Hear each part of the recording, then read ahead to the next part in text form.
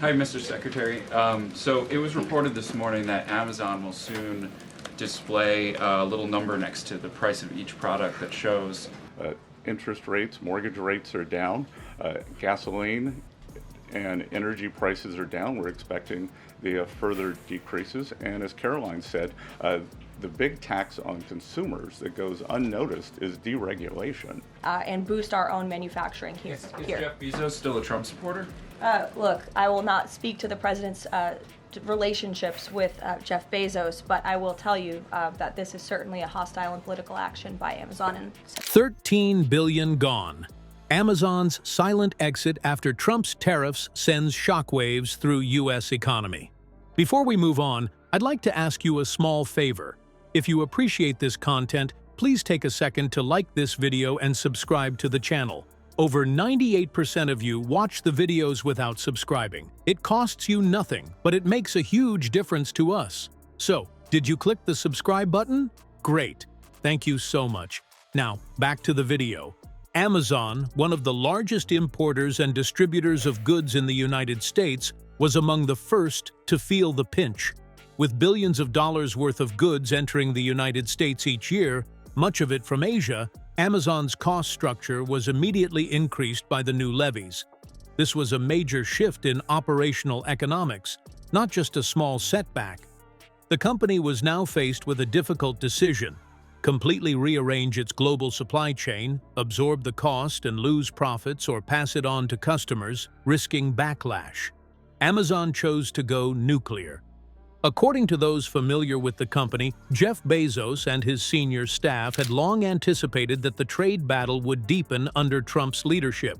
According to sources, internal papers recommended options to decrease some U.S. warehouse operations if tariffs prove untenable, as well as strategies including overseas fulfillment and logistics hubs. When Trump's new tariff list was made public, Amazon increased its global decentralization plan, a secret, highly calculated action in which the company relocated important fulfillment infrastructure to Europe, Asia, and Latin America, affecting imports worth more than $300 billion.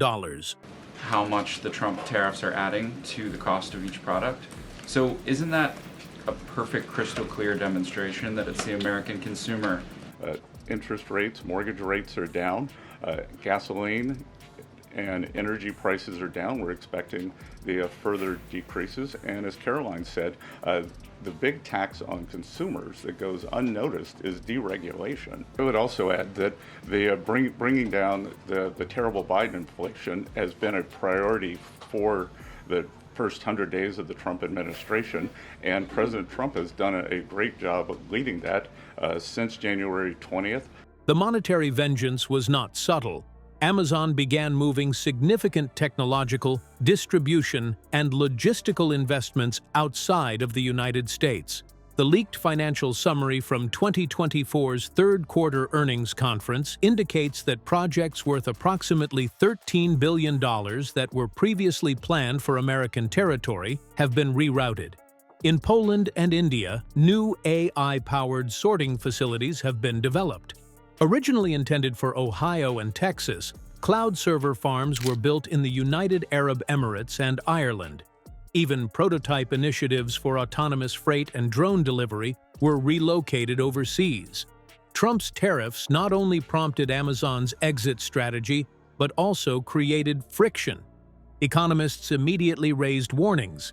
The departure posed a greater threat to American economic dominance than simply losing jobs. Smaller businesses followed Amazon's lead by refocusing their operations and investments. Suppliers, software startups, service contractors, and third-party vendors that had previously relied on Amazon's infrastructure in the United States began to reconsider their business strategy. Hi, Mr. Secretary.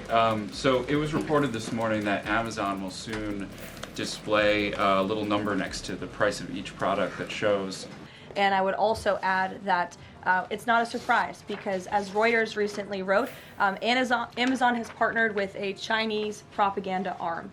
Or regulation, and we are deregulating and bringing that down. So, from a household income point of view, Midwest manufacturing cities that had previously relied on technology-driven revival were now facing closures, job losses, and decreasing hope. Trump, who never backs down, responded with his usual bluster. During a campaign rally, he termed Amazon un-American and accused the company of selling out to foreign interests. Despite his promises of reprisal, sanctions, and investigations, the damage was already done.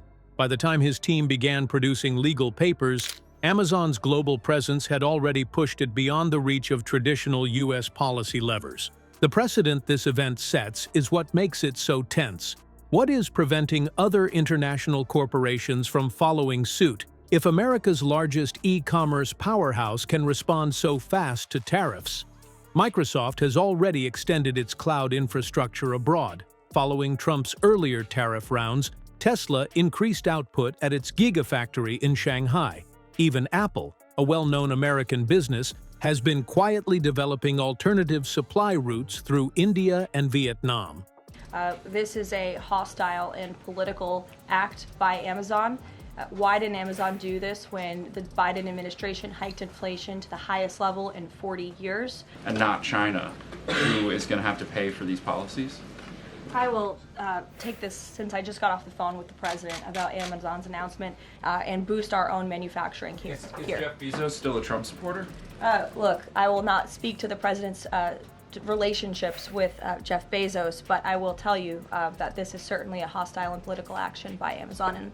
And so this is another reason why Americans should buy American. It's another reason why we are onshoring critical supply chains here at home to shore up our own critical supply chain. Ironically, Trump's tariffs aim to penalize Chinese imports while supporting American-made items.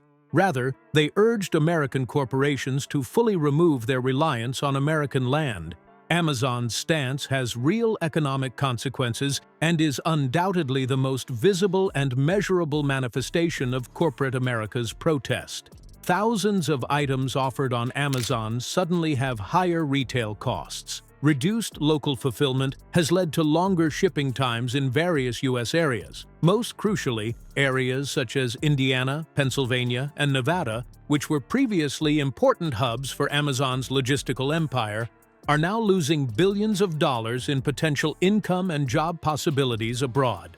Long-term consequences may have an impact on global trade. Amazon no longer behaves like a company centered on the United States. The company is becoming what analysts increasingly refer to as a stateless corporation, with legal bases and infrastructure dispersed across multiple countries. National governments' clout over multinational firms is redefined by their ability to simply quit the country in reaction to U.S. tariffs. There are serious questions about the future of American influence in international trade if Amazon can shift $13 billion out of the country in response to a single policy decision. The business sector is likewise coming to a different conclusion, despite Trump's continued promotion of economic nationalism as a winning strategy. By 2025, the global economy will not be subject to the whims of a single administration. The new standards of success are speed, flexibility, and diversification, and Amazon has set the global norm in all three.